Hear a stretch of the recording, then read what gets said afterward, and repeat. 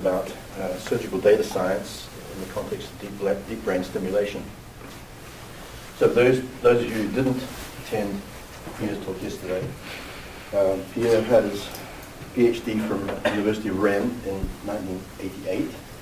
His topic was 3D multimodal imaging in neurosurgery. He's currently professor at the same university, University of Rennes 1. He's also the INSERM research director, where he leads the MEDICIS group, which is responsible for modeling surgical knowledge and processes. He's got his fingers in just about every society and conference that we attend regularly. He's president of the International Society of Computer-Aided Surgery. He's been a board member of the MICAI Society for a number of years. He's the program committee co-chair for this year's MICAI in Quebec City. He's also the co-chair of Spy Medical Imaging. In addition, he was the founder of the IPCAI conferences and many others. He's also been a visiting professor in many countries, Japan, Norway, Montreal, several years ago, and now he's spent a couple of months with us. So it's a great opportunity for us to pick his brains on a whole range of subjects. He's going to talk to us about surgical data science, decision making in DBS. Thank you. Thank you, Terry. It's a pleasure to be with you, to be here. And so I will have the opportunity probably later on to express again my deep thank you about your warmful welcome. And so what I will try to do today is to give you an overview about some of our research in the context of deep brain stimulation. So deep brain stimulation is the application. And what we do around deep brain stimulation is we use it as an applicative area to demonstrate the methodology about surgical data science and how we can help both helping the decision-making process. That means, let's talk more in a simpler way. It helps the surgeon to plan and perform and assess his surgical procedures, but it helps also to do some knowledge discovery and try to learn a bit more about how the basal ganglia work. So let's, in order to work into that direction. So let's start the discussion. So I won't make the same introduction that I did yesterday for those who attended yesterday, because it would be quite boring. So just one word, very short introduction about what is our research group in France. It's very similar to Terry's group. So it's a mix of people with different backgrounds, engineering backgrounds, and medical and surgical backgrounds. So as I said yesterday, and I think it's an important message, we don't collaborate with clinicians, we don't collaborate with surgeons, we are working with them from the very deep beginning of a project. So everything I will show to you is really a common work. I'm losing the microphone. You will have a strange sound in the video. Let me put it again. So everything I will show to you, it's a common work between the engineers and the surgeon. And I want to start with acknowledgement, which is the inverse of what we do usually. But this is again what is important. It's everything I will present. It's a work that was performed thanks to this collaboration with the surgeons, but also thanks to the collaboration with different partners. So it's a result of different national and international collaborations that also involve you here, the Terry's lab, in a starting collaboration with Jonathan, which is here. So what do we try, as Terry said, what do we try to do at my lab is try to better understand the things around surgery, I will say. So it's not only about the knowledge around surgery, but it's also about the processes. And yesterday I mainly talked about processes, and today I will talk mainly about the knowledge and how we generate it. I want to spend a few minutes So when I say a few minutes, usually it's 10 or 15, it's quite long, so I will try to reduce it a bit. I will try to spend some minutes explaining this new buzzword. So it's another keyword that we are trying to introduce this last month and this last few years. The concept of surgical data science.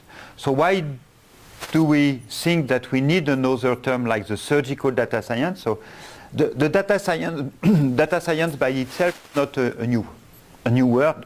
Sorry, it exists already. We talk about biomedical data science, and what we call biomedical data science is the concept of analyzing the biomedical data, and in this analysis, what is new in this data science concept is the fact that we have, it assumes at least, that we have access to big data, which is another keyword around this concept. But the specificities of biomedical data science is that we have to deal with very complex data. So, and there are many reasons for this complexity, which includes the multimodality. So the data covers different aspects of the biology. It's a multi-scale, so we know that it's multi-scale information from microscopy to macroscopy. It could be longitudinal data. The data are dependent across scales and across modality.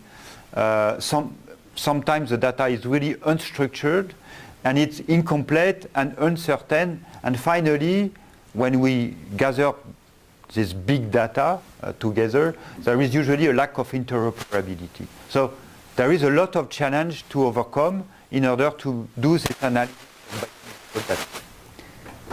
This exists already. But we strongly believe that with surgical data, there is additional challenges that explain why we need this new world.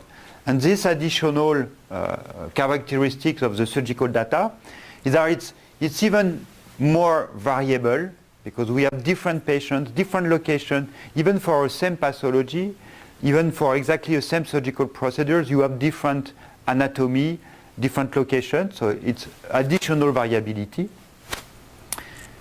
There are humans which are involved in the processes, which are humans from various disciplines, surgeons, of course, but anesthesiologists, neurologists, for example. So there is a lot of humans which are involved both in the acquisition of the data, but also in the use of the data. And this is an important aspect also of the surgical data.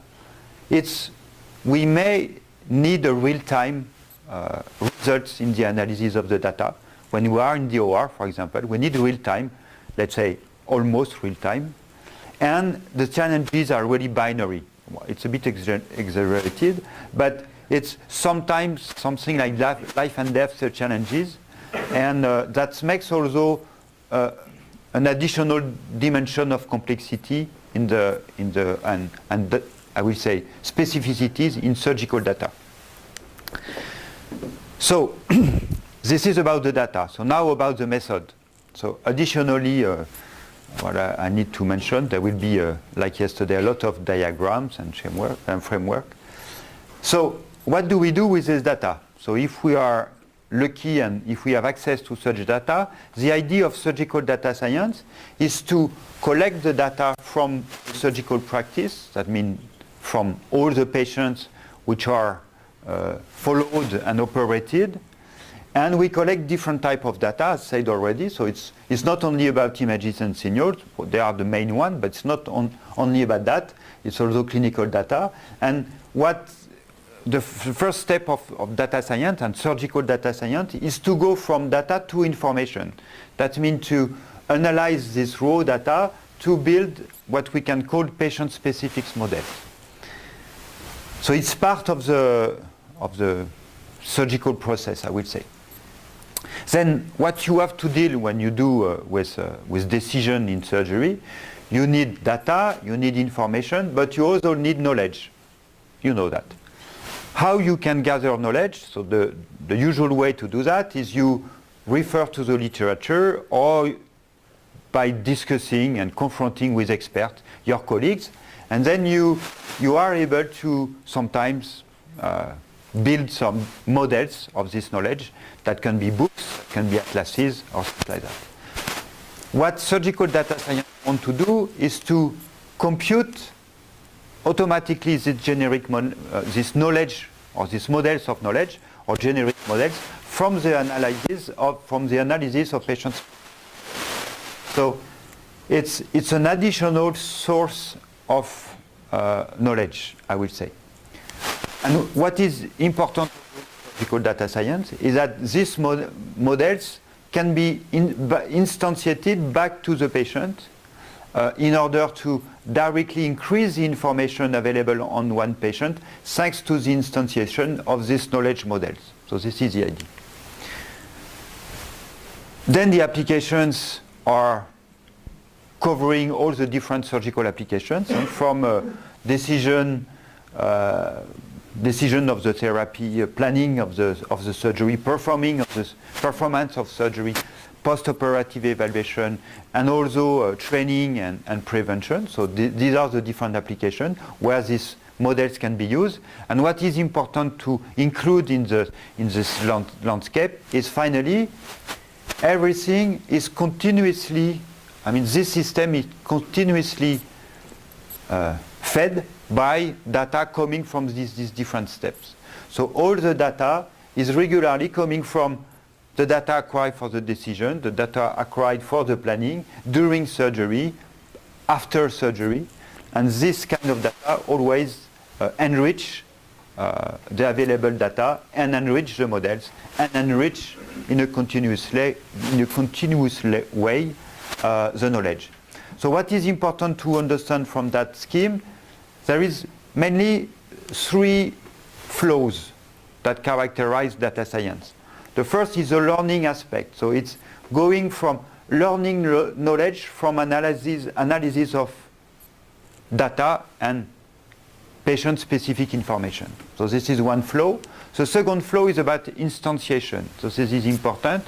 You can instantiate the knowledge models back to the patient to increase the available information.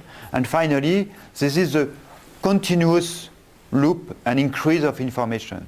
So for me, these three flows really characterize the surgical data science. A lot of, I don't know if it's more than 3 minutes, it's a bit more than that, but it's important. Then everything else in my talk will be illustration of that. So you captured the most complex part of the talk. So let's try to see what we have done in this idea of data science in the concept of deep brain stimulation. So we developed this loop from data to information to knowledge, covering planning, intraoperative process, that means performance of surgery, post-operative evaluation, and population analysis for knowledge generation, and also how we can use all this available data, information, and knowledge to train the surgeons. What is the issue with the brain stimulation? So I know that most of you know already, so sorry for being very simple in the way I will present. Sorry, Jonathan, for what I will say. So this is an example of a patient who has a dystonia, and what was discovered some years ago, so I will say by a French neurosurgeon, because I'm French, but some people say US surgeon. It's Benhabib, so he was French.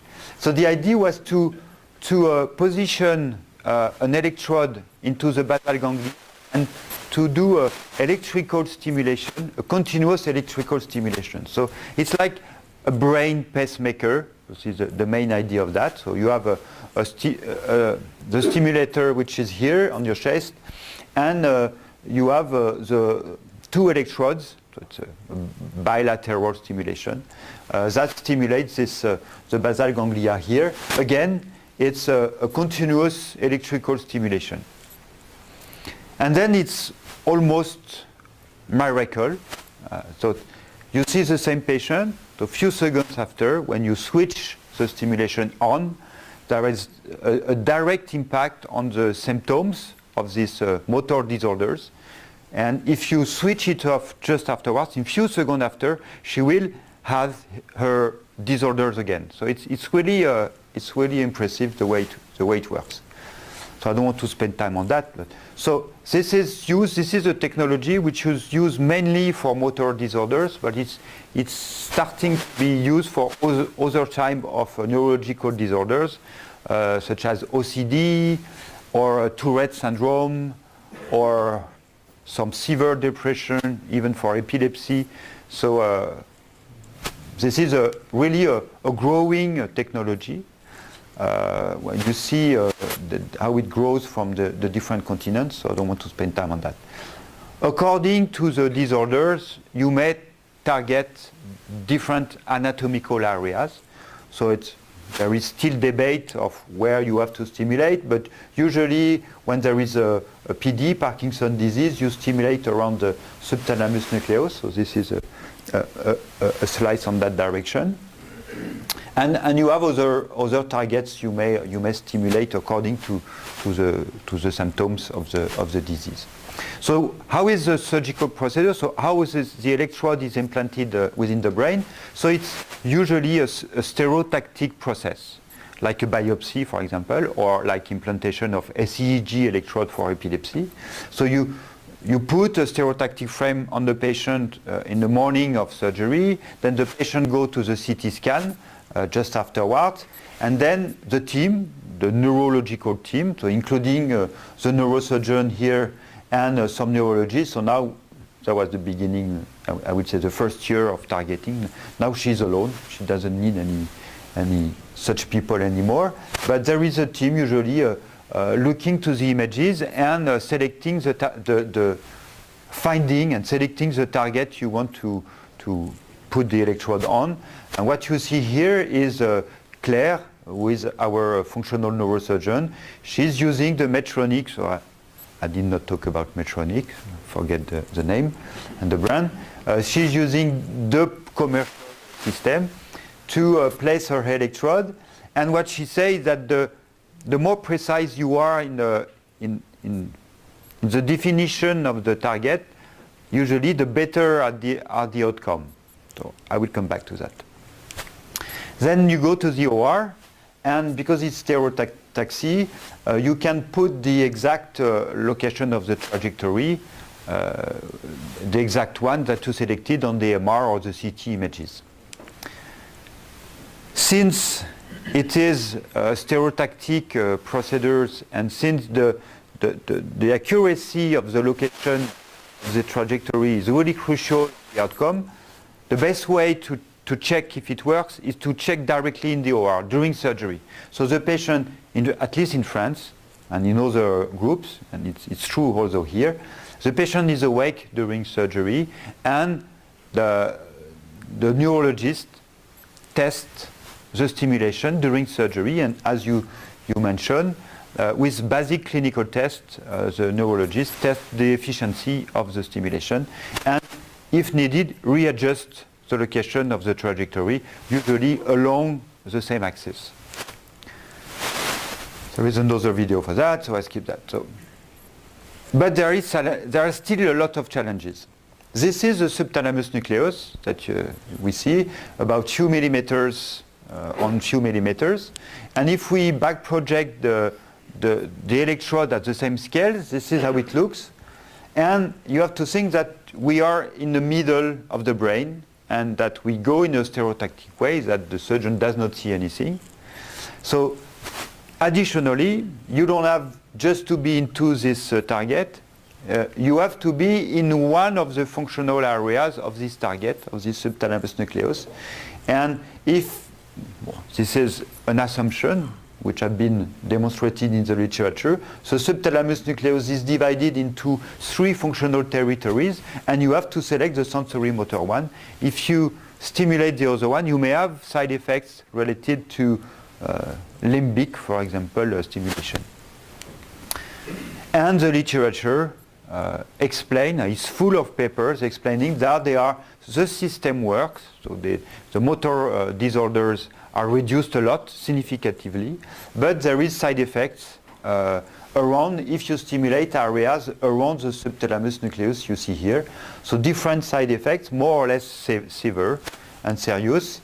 And for example, some side effects are easy to recognize, but some are more difficult to recognize, like some neuropsychological side effects, impact on the emotion, for example, or apathy, or some depression that is noticed in some PD, for example. So what is the objective? The clinical objective is quite clear. We need to improve more the clinical outcome in terms of the results in decreasing the movement disorders, but we want to also to decrease the side effects, the clinical side effects, as much as possible. So this is the objective. How do we want to do that?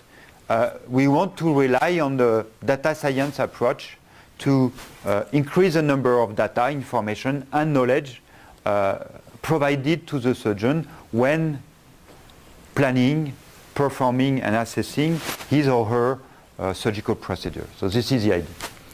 So I skip all this blah blah. We are not the first ones that started this work, and there are pioneers work, especially some from Terry's some years ago, and we followed this direction of atlases, data analysis. So we are in the same direction. So this you understand. I don't want to.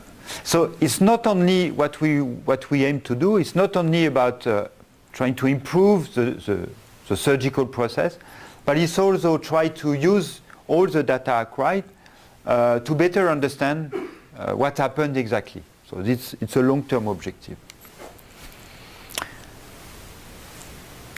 So you know the global framework, you know our clinical objective, you know how we want to address that. So let's now just illustrate what I can just illustrate what we have done. So if we start with a planning stage, so what does it mean to do this first part of surgical data science approach for the planning stage? We gather the medical images, the different medical images, so mainly MR with different MR protocols, and we developed some, usual classical image segmentation approach that allows to segment the main anatomical structures that are relevant for the surgeon. So it's both cortical surface and cortical sulci, the ventricles. As you know, so we can also combine the T1 and T2. As you know, it's difficult, so these are 3T MR. As you know, the basal ganglia, and especially the subthalamus nucleus, is not easy to see within the 3T MR images. So I know that you are working on 70 that may be better for identifying this basal ganglion. But here it's quite difficult. Then you can notice that we see, this is the shadow we see here, which are the targets of DBS. So a way to enhance this anatomical information is to rely on anatomical atlases. So we build an anatomical atlas, which is let's say, a mean of 52 MR images of Parkinson patients. And by having a mean, we are able to increase the signal-to-noise ratio, and we are able to better identify, as you can see in some images, this subthalamus nucleus and the basal ganglia.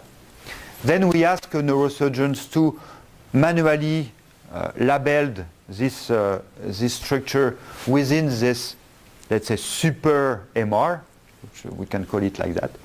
And we developed a usual non-linear registration scheme, which is able to register the MR of a patient with the template, with this super MR. So it's a mix of rigid, affine, and non-linear registration. Well, we don't mind about that. So at the end, what we can do, we can back project the structure segmented manually by an anatomist in the template. We can back project them into the patient-specific images. And we can add them. So this is beautiful, colorful anatomical structure you see, they are coming from the atlas. We can do the same with another atlas that we used with some colleagues in Paris. It's an histological atlas. And then in the same way, we can back project this histological atlas through, of course, the nonlinear geometrical transformation we computed. No? So we take into account the anatomical variability.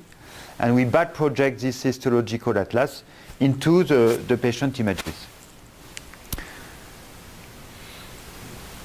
Everything, all this information, data to information, all this information is made available to the surgeon for planning surgery into a software we develop above the, you will recognize, some of you will recognize the slicer environment. So we have a slicer module that is able for the surgeon to define the trajectory, means the target and the entry point, by using this 3D and 2D images. Additionally, so it's a parenthesis, we also studied if it was possible to automatically compute the optimal trajectory. Because we know where is the target, we know some rules, we have to avoid the ventricles, we have to avoid the cortical sulci, we have to avoid some vessels. We know mainly in which direction the trajectory are usually selected, and there are also some aesthetic parameters, like it's better to do it not in the air area. And so we studied a method that is also to express all these rules in a numeric way and to use the patient-specific information to automatically solve this equation. Indeed, it's a cost function to be minimized. And the cost function is the summation of the different rules and the constraints you put on the images. And so what you see here is we have, this is an example of three I will say three cost functions. Minimization of the length of the path, for example. So what is the trajectory that minimize the length of the trajectory? What are the best trajectories to minimize the distance, to maximize the distance to the cortical sulci? And here is the cost function is about the orientation of the electrode. And here the cost function is the aggregation of these three individual cost functions with a weighting of these terms. And if we do that, just by using, for example, these three terms, we added more, of course, but if we do that, the optimization system is able to compute a trajectory, some trajectories, of course. You see the green areas that are coherent, that minimize, I would say, the cost function. So this is what you see here. So it's this trajectory is automatically computed from the images of the patient.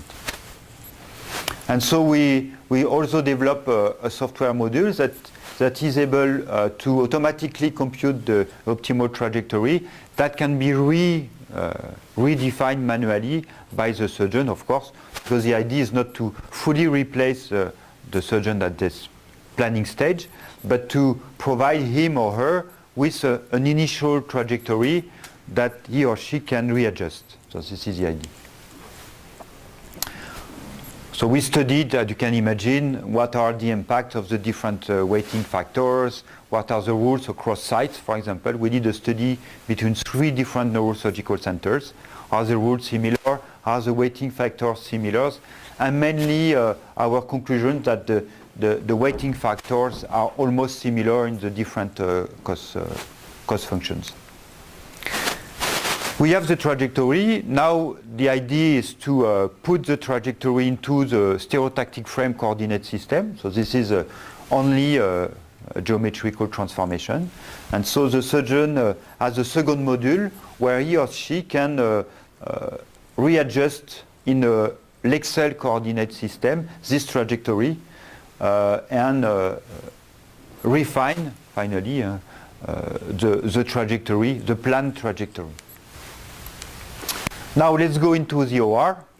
So what we have done is we develop an additional module that is available during surgery, where we display all this information. I'm really talking about information. We also display images to the surgeon. So this is Claire here. This is a neurologist here, Marc Vérin. And we just display this 3D information, and they use this information to confirm the location, for example, of the implanted electrode. And especially, so it could be difficult to understand for those who don't know the anatomy of the basal ganglia, but what you see here is really the anatomy of the basal ganglia. You have the subthalamus nucleus in yellow here, and the trajectory, and what you see in pink is the volume of activated tissue that we simulate. And what we display this information during surgery, and so there was just a basic equation, I can skip that explain how we simulate this volume of activated tissue. You can understand that when you put the electrode in the brain and you do some electrical stimulation, this is not a point only which is stimulated, but a surrounding area.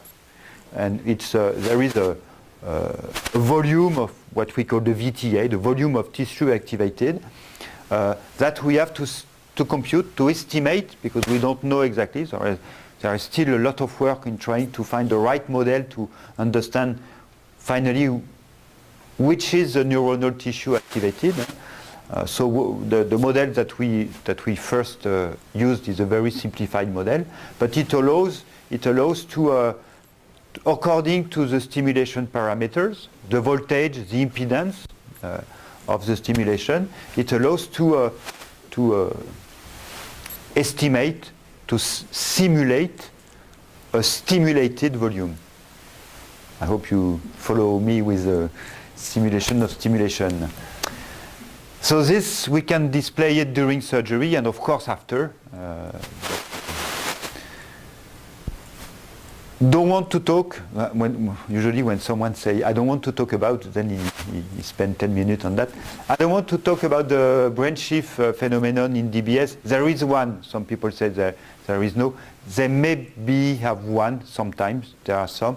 We try to model it and to understand it, but it's still work in progress, and so I don't want to spend time on that. It's quite complex, and I'm not sure that it will change a lot the planning process if we estimate it. Pre, intra, post. So what do we do post-operatively? I think now you can imagine what we did. We collect post-operative images. It's a post-operative CT that is performed on all the implanted patients, and we automatically segment the electrode with the basic anatomical structure as a skull. And what we do, we can, of course, you understand, register this post-operative CT with the pre-operative MR. So we are able to have this patient-specific model, which includes both information, and that allows to have a qualitative assessment of the location of the electrode. So you are following the electrode, and this yellow shape is the subthalamus nucleus, the target for PD, for Parkinson's disease. It's qualitative, it's good. So everything we put it on a software based on Slicer, and it's now used in some clinical centers. I will come back to that afterwards. This is a framework. This is the computer scientist point of view of what we have done. This is post-operatively. Now let's do the next step, which is the population analysis. So remember the data science approach. So what is the idea of this data analysis? I'll skip the text. We don't need it. The idea is quite simple. We know, you remember, I told you, we are able to register the patient-specific images with the anatomical atlas, with a super MR. If we can do that, we can put the template structure into the patient images, but from the other way, we can put the patient-specific data into the coordinate of the template. So what we can do, we can, within the template, coordinate system, we can back project all the electrodes for a population of patients, thanks to this deformation, non-linear registration.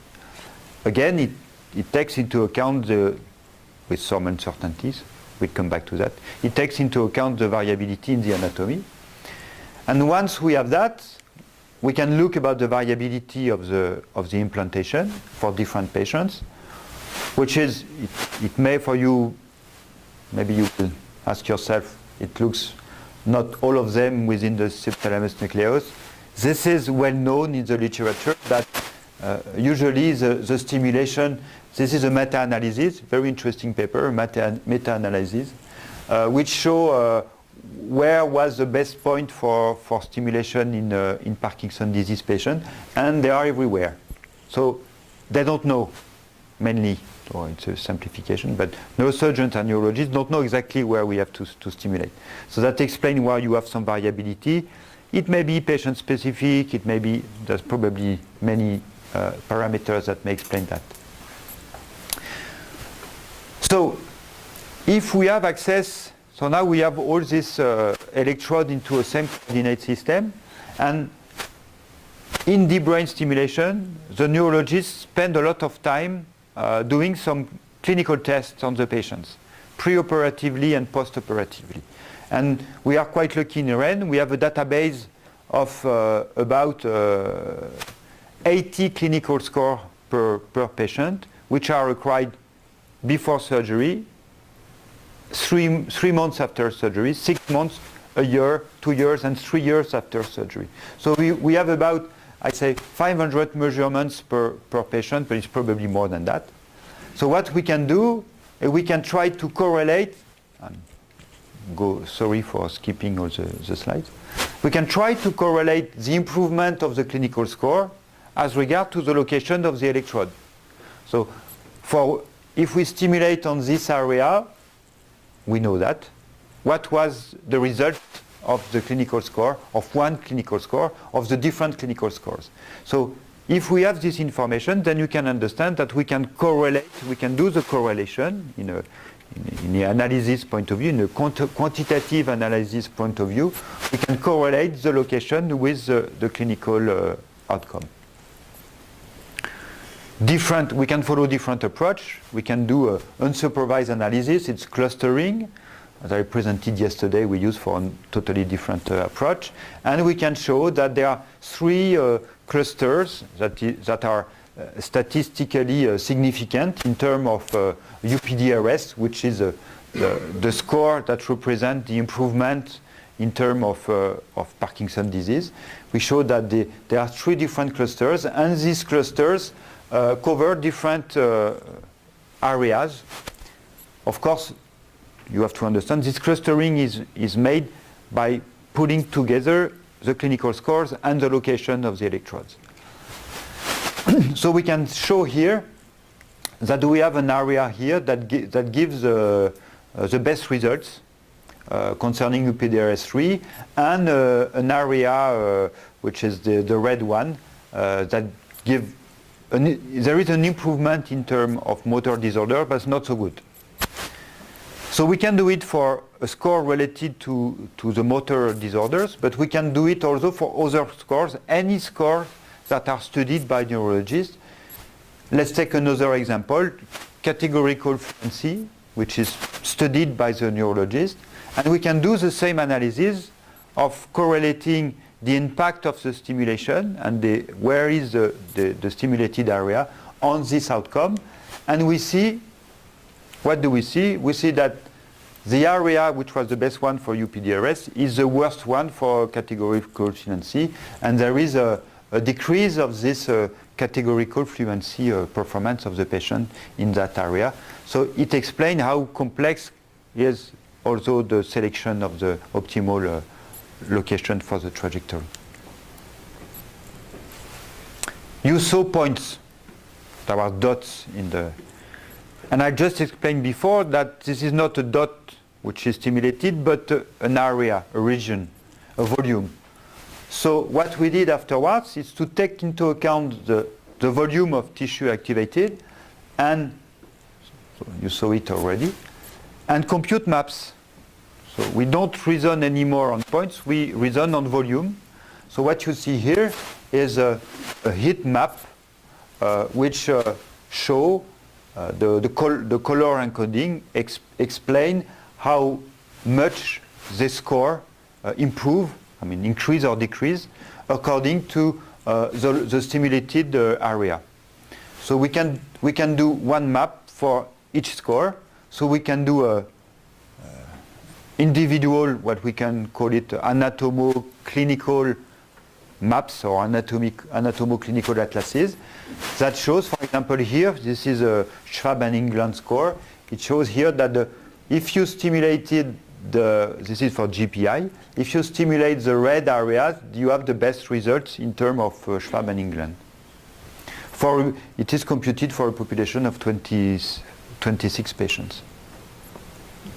You do it for one score, you do it for the 80 scores you have. So you see here is one map per score, and here we did some summation of the maps, which does not mean a lot, I must confess, but they were just we try.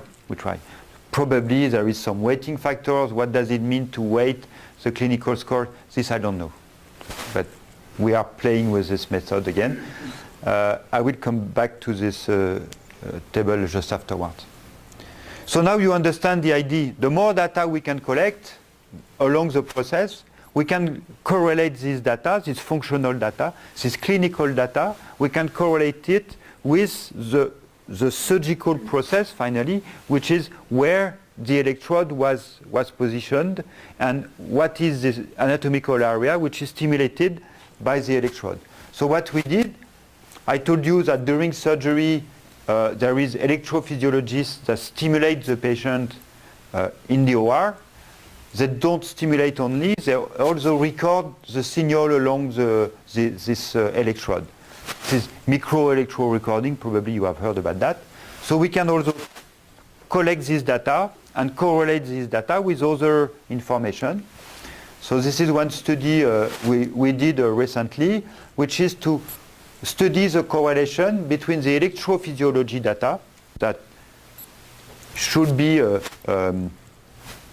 reference about the location or not in the thalamus nucleus, and we study the correlation of this electrophysiology data and the anatomical data we have, I would say the anatomical information we extract from the template.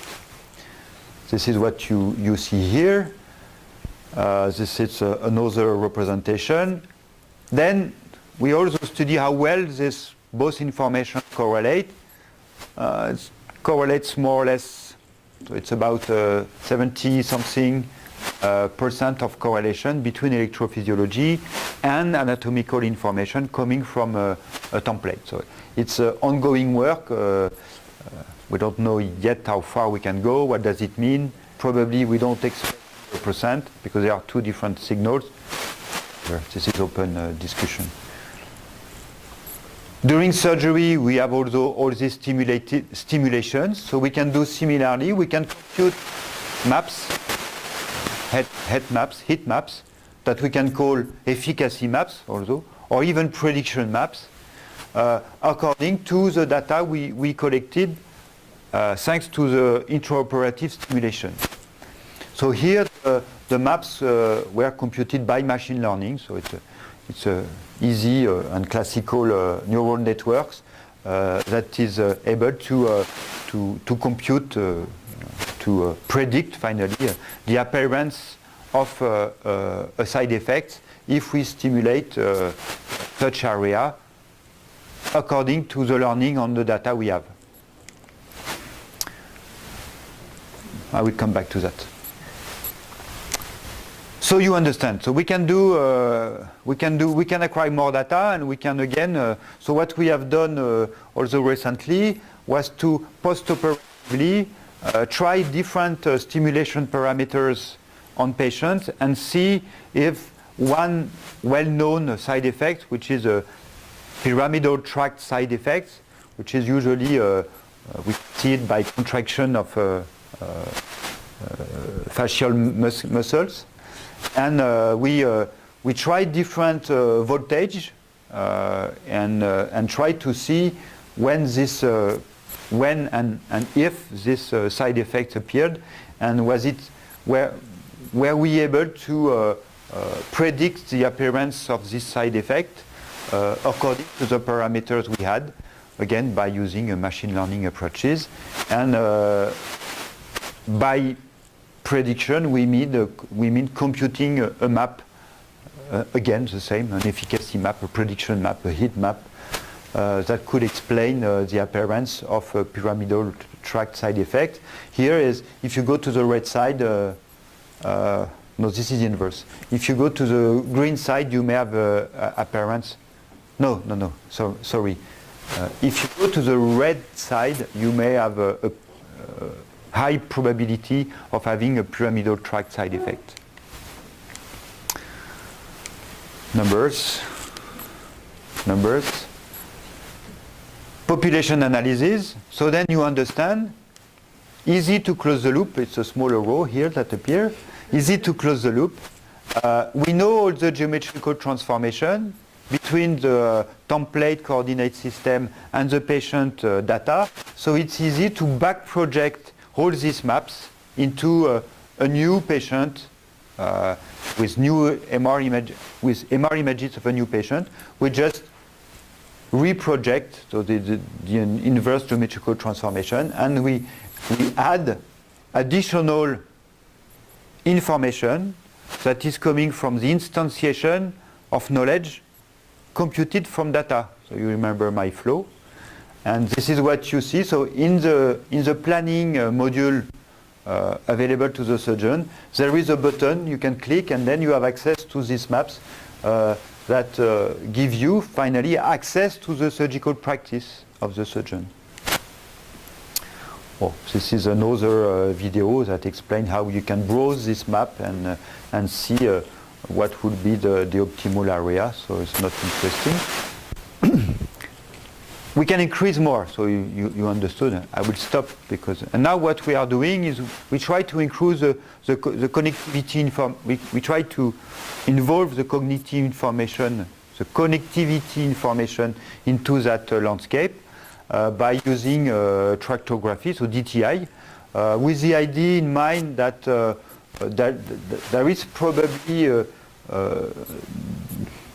the intersection, we don't know yet, but the assumption that people have, that the intersection between the volume of tissue activated and some fibers may explain the side effects that we encounter. There are some challenges because the fiber tracks around the basal ganglia are not so well known and are not so easy to capture with the routine 3T DTI. Probably with the 7T it will be better, but there is still challenges around that. All this knowledge included in the maps, of course, allows also to generate better understanding of the phenomenon. And so it's interesting side effects for me is that additional publication about from the neurologists working with me, because I use all of this generated knowledge to better understand some of the phenomenon.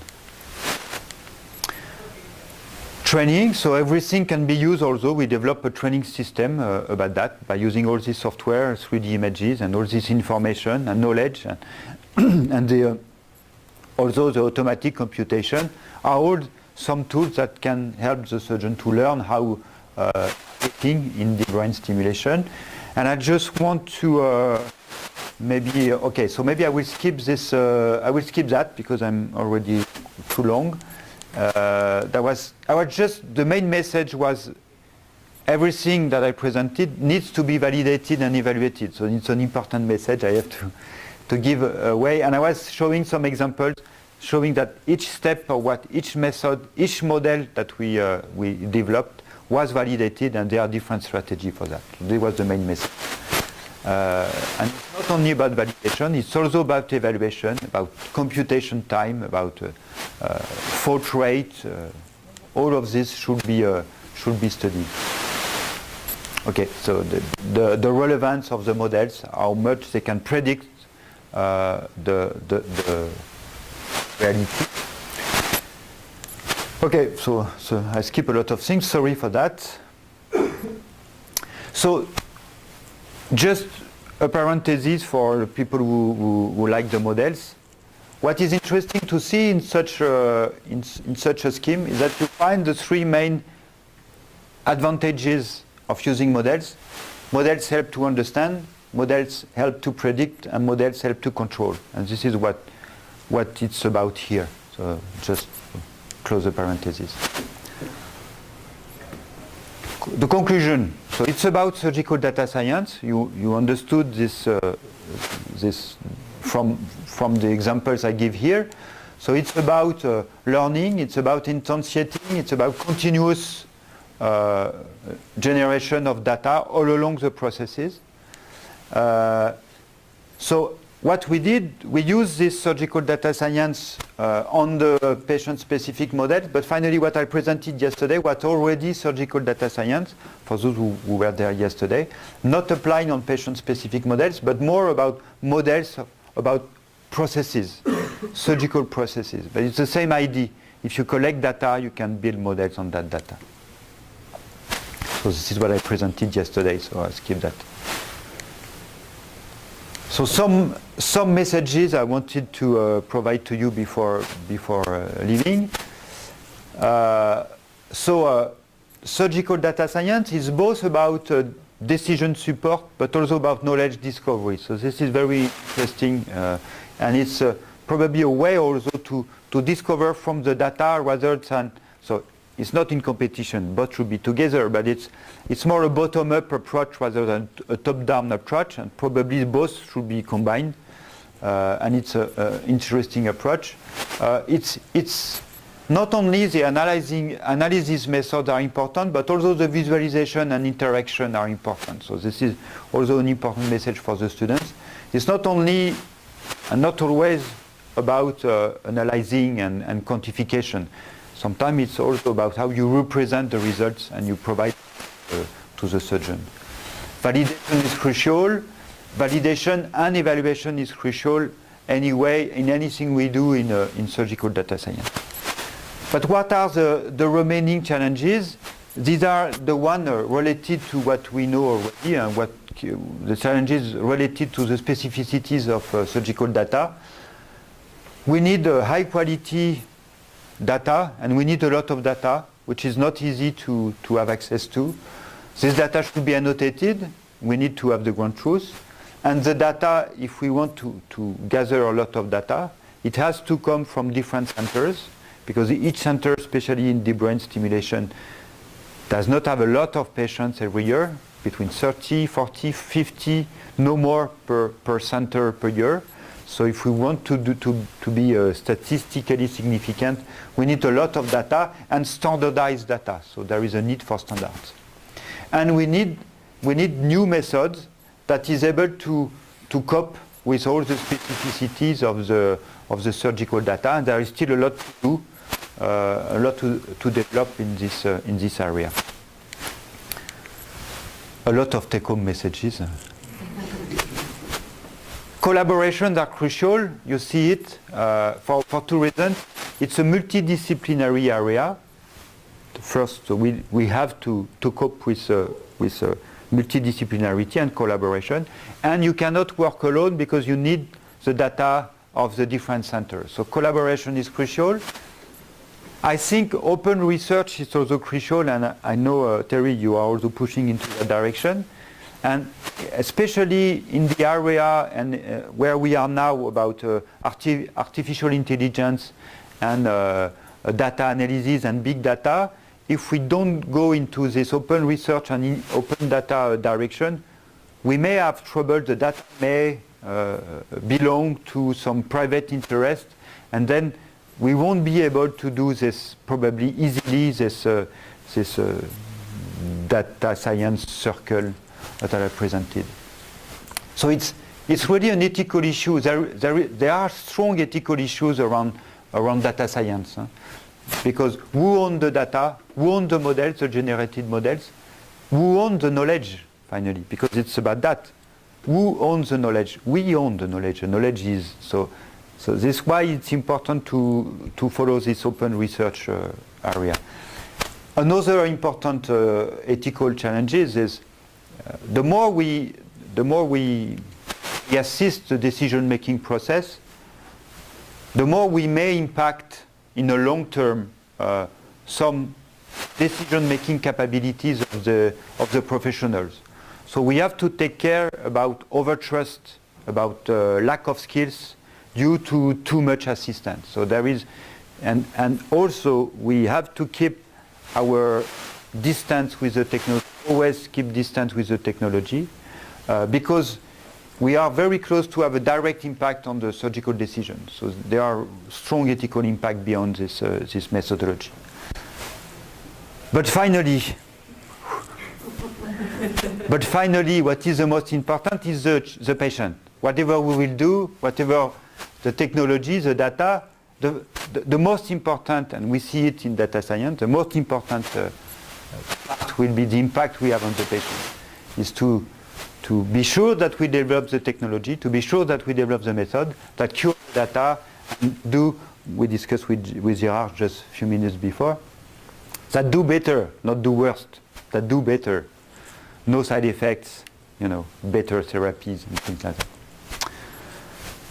If you are looking for some position, thanks a lot.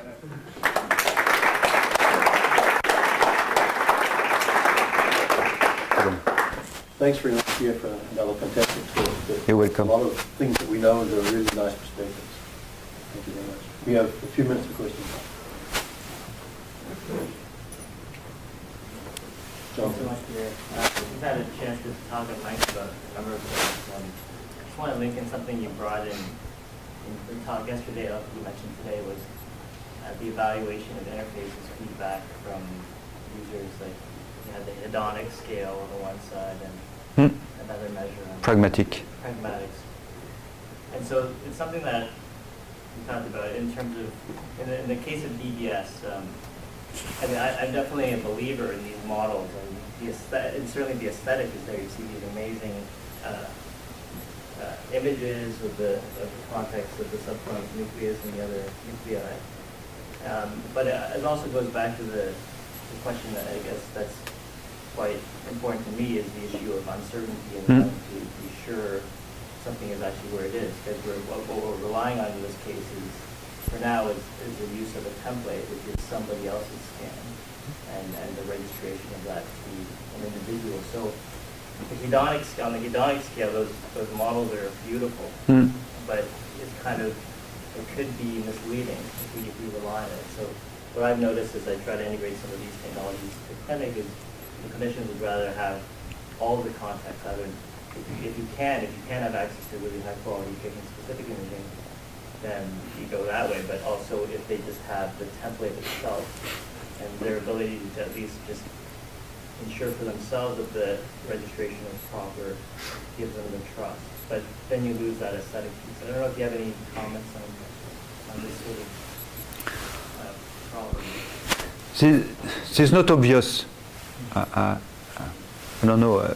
It depends where do you want me to be? Is it from the industrial side or is it from the research side? Or as an industrial, I will say what is important is that be sure that they love to use my system and they want to, So this is as regard to the attract questionnaire that I presented yesterday. So let's put that on side and let's focus on the and knowledge you bring to the surgeon during the decision, the uncertainty related to that, and the danger that may be related to that aspect. I think whatever decision you take at the moment where you always, it's not easy, but you always rely on a what do you say about that?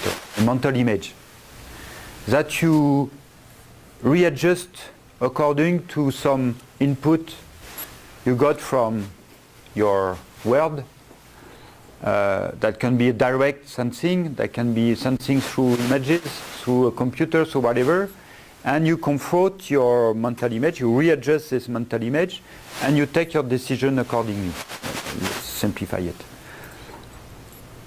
There is no perfect source of information. There is no truth. So let's do a bit of philosophy. There is no truth in this world.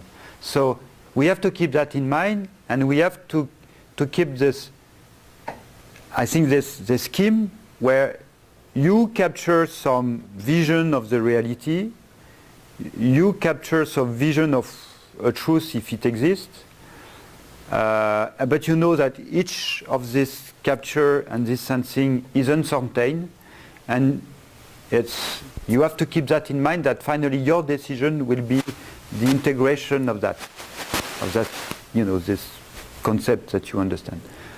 How can we work from the computer science point of view to make this system better?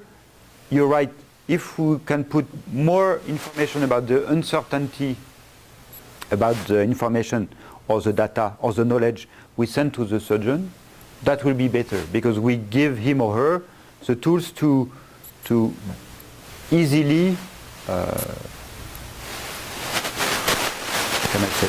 interpret in the right way this new information. So that means about visualization, that means about interaction, that means about quantification. So we have tools that can facilitate that and avoid misinterpretation, overtrust, lack of skills of this bias of new technologies. Well, I don't know if it's difficult to answer in a few minutes, but...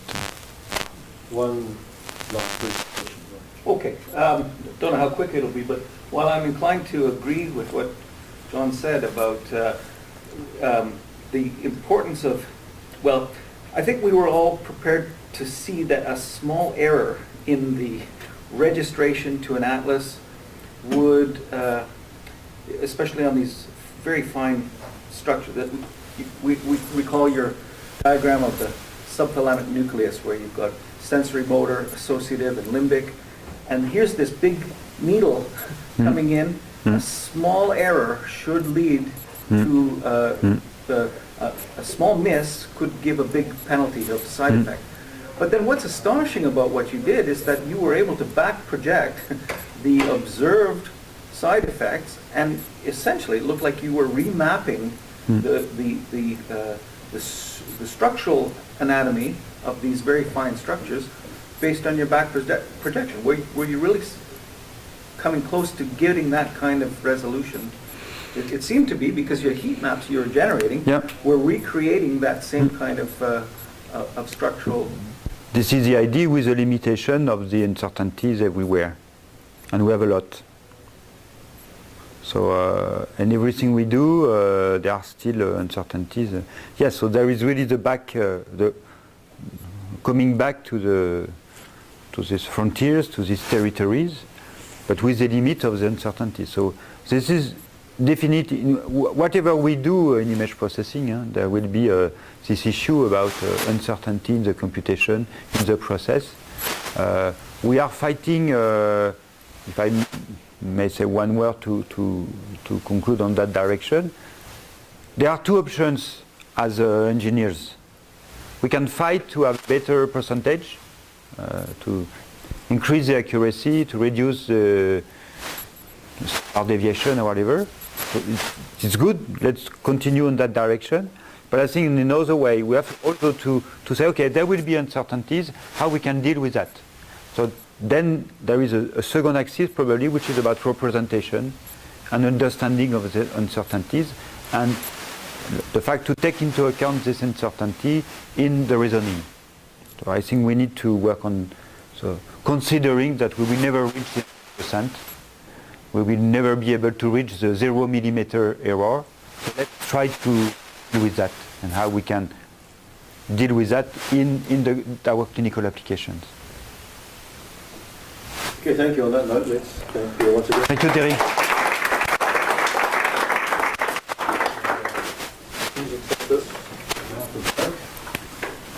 One Thank thing you. before you